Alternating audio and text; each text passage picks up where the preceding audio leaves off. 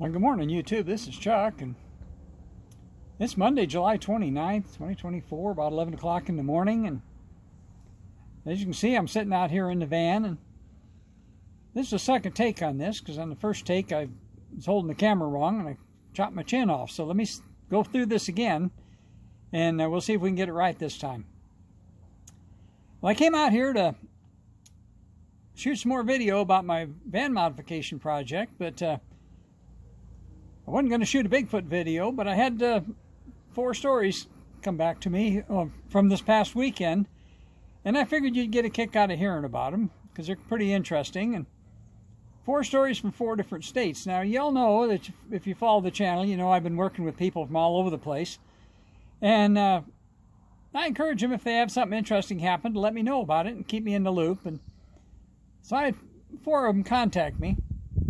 So we're going to start off with the simplest one, and we're the last one will knock your socks off, and you have to watch the rest of the video to get that one. But first one's my friend from Western North Carolina. Now, I used to call him that, but later he told me I could use his name now. So now his name is Tony from North Carolina, and so that's what I call him. And now Tony has acreage, rural acreage, and he's got a wooded area where he has a family group that lives, and he set up a feeding station for them, and he leaves what he calls goodies for the little ones, and mostly sweets and peanut butter, and they like peanut butter. So anyway, he's been experimenting a little bit about what he can leave for them and what they'll like. And so one of the things he decided to try to leave for them is hot dogs and Doritos. So he left hot dogs and Doritos in his feeding station, and so he went down to check it the next day, and his feeding station is basically a bowl on top of some fence posts with a lid on it to keep the rain out of it and to keep the raccoons and other critters and stuff from getting into it. So anyway, when he's walking down to it, he's still some ways away, and he can see there's something laying on top of it.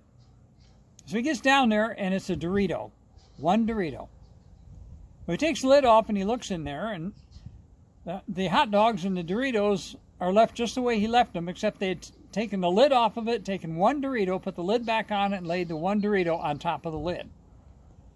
Now, there's no other critter out there that's going to do that, and I guess what they were doing is sending him the message saying they weren't real fond of the Doritos. So now he knows, but I don't know of any other critter on the planet that's going to take one Dorito and leave it up there on top like that, and just to show him what's going on. So anyway, that's story number 1. Story number 2 now is my friend up in Utah. And this got a few moving parts here, a little complicated. So it starts out, he has a little park not too far from his house, and he likes to take his dog down there and walk his dog.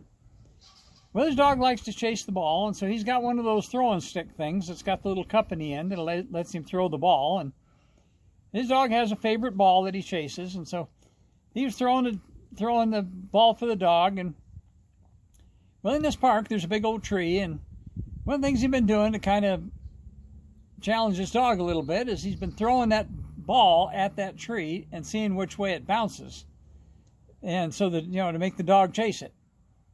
And I guess messing with the dog's mind a little bit, you could say. So anyway, so he goes and throws the ball, but for the first time, instead of bouncing out of the tree, the ball got hung up in the tree. And it was stuck up there. So dog's not happy about that, of course, and he says no way to get up in the tree to get it. So later on that evening, he goes up to his spot, which is about a 15-minute drive away from his house, and he's sitting there talking to his Sasquatch friends, and he wasn't really getting anything, but he just sits there and talks to them, and he reads poetry to them, and prays a little bit, and tells him about how his day went. And so he was telling him about the ball in the tree, and he says, if you guys get down there and you want to throw that ball out of that tree down the ground for him, and my dog would appreciate that. And he was just kind of doing that to make conversation. He didn't expect anything to happen. Well, when he was leaving, it's kind of rocky there, so you got to kind of watch the ground where you step so you don't trip. And as he's walking up out of there back to his car, he looks about where he's getting ready to put his foot, and while he's staring right at this spot, all of a sudden, materializing out of nowhere is a little pine bough. And there's no pine trees right around there, and the wind wasn't blowing. He said literally he was looking right at it, and it literally materialized. It was a little sprig of pine needles or something. He said about the size of the palm of his hand. So he reached down, and he picked it up, and he said it was cut off clean, like he'd cut it off with a razor blade or something.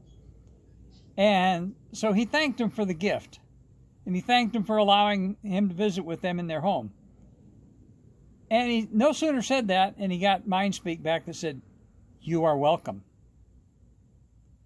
Well, that was cool enough. That made his day on that, because he's been wanting to ramp up his interaction a little bit, and like a lot of new people, he's a little bit impatient. He wants things to go a little faster than they do, but you have to. Everything's on the Sasquatch people's timetable, and they'll when they want to increase your interaction, they'll do it.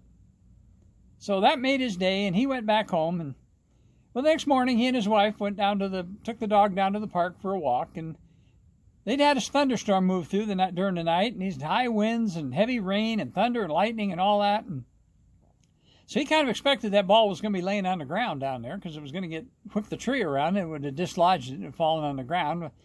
Much to his dismay, the ball's still up in the tree, same place where it was. So they ran into another lady there, and they're standing underneath the shade of this tree, and they're talking about it and talking about the tree and various other things. And all of a sudden, he hears this plop behind him, and he turns around, and here the ball lands on the ground right behind him. So now the wind wasn't blowing. That ball rode through that whole storm the night before without falling out of that tree. And it was just as calm as it could be. And all of a sudden, that ball fell out of that tree and landed on the ground right behind him. Now, how did that happen? Well, I think I know, and I think he knows, and I think you know too. But he asked him if they would, there was one of them up in that tree, and he asked him if they would knock the ball down, because it was his dog's favorite ball, and sure enough, they did that. They didn't do it so he could see him, but they did it while he was standing right there. And that's pretty cool. That's my second story. Now, for my third story, we've got to go to Mississippi. Now, I've got a guy I've been working with, and I call him my friend from eastern Tennessee. Now, he's been a squatcher for, 10 years plus, but for the longest time, he was looking for undiscovered apes, and he was doing that kind of thing and banging on trees and so forth. And so he just sort of started making the step over to the paranormal side here not too long ago, and I've been trying to help him come to grips with all that. And he's had some pretty remarkable stuff happen. Well, his mom lives down in Mississippi, and she's had experiences too. She's a squatcher as well, and so he was down there visiting her. And they decided to go out for the evening, sit outside for a little bit. And so they got in the car, and they drove to a spot, and they have a friend over there that's got rural acreage that backs up to, I believe it's National Forest land, he told me. And but they didn't go to her house. They went to an area fairly close to her house and drove down this little side road and parked for a little while. And he said he could feel a presence. He could feel that there was somebody there. And so he just starts talking to him. And sure enough, no sooner he starts talking to him, tell him who he is and where he's from, and that they should probably know him because they know him from back there. And he gets zapped. He said a full body zap sitting right there in the car. And so, that acknowledged that, yes, they knew he was there and they knew who he was. And so he starts asking questions, and so, one of the questions he asked him was are you an elder or are you young? And immediately, he didn't get anything, but his mom gets mind speak, says young. Just immediately. So then he asks, are you a boy or a girl? Boy. Real fast. And so, if he'd asked a name at that point, he probably would have got a name, but he didn't ask him that. But he did ask him, he said, how many of you are here? Well, they didn't get anything. But right in front of the car, down the road a little bit from where they were, he got 3 flashes of light. Boom, boom, boom.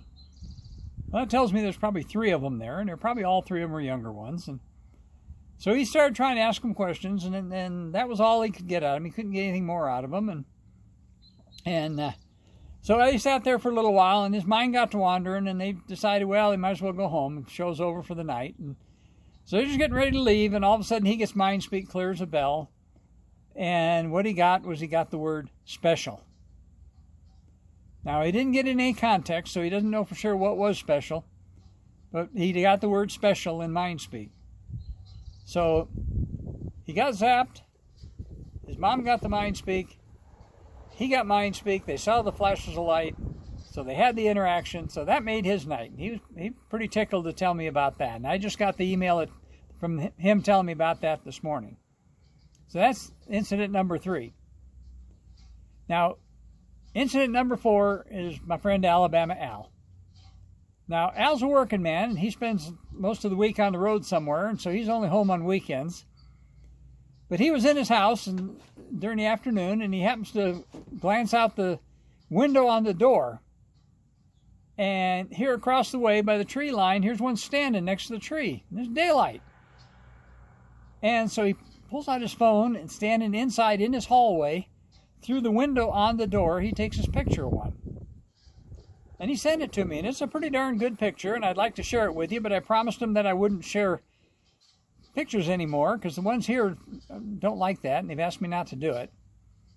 And I don't want to violate my promise to them. So anyway, the only thing that hurts this picture is that there's a window screen on the window on the door, and when you try to zoom it way in, the screen kind of makes it a little bit fuzzy, but you can still see it. It's obviously a figure standing there, and probably a young one, not real old, not a juvenile, but maybe a teenage young adult about that size.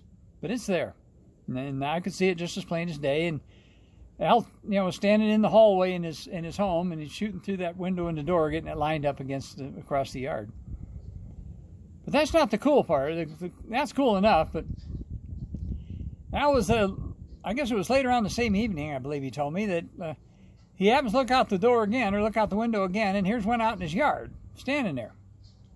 And so he decides, he's still taking pictures of them, and they don't seem to mind for some reason. I'm not sure why they're any different than the ones here, but the ones here don't like their picture taken, but the ones there don't seem to mind too much. And so he decided he was going to go out and try to get a picture.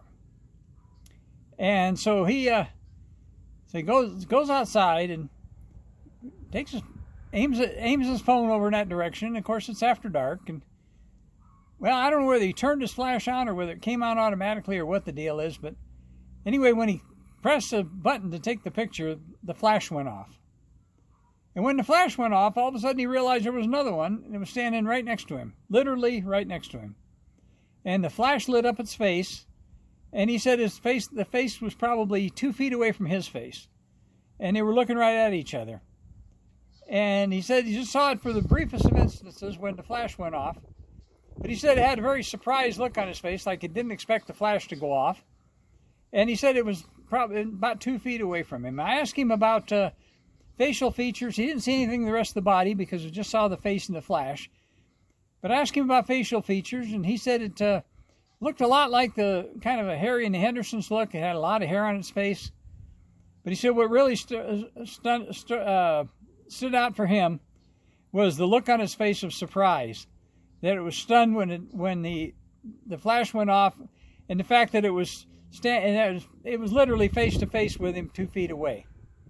Now he sent me the picture as well, and the picture's all washed out, like maybe that one held his hand up in front of the camera or something, and all you get is the glare back from the whatever you're taking a picture of being too close. So it's just a big white glare is all the picture showed. Maybe a little bit of hair, but you can't even be really sure of that. It's just the way the picture is. So 4 stories that happened this past weekend. So I figured you'd appreciate that. And I'm still working on my van modifications. I'm going to bring you more on that and anything else that comes along.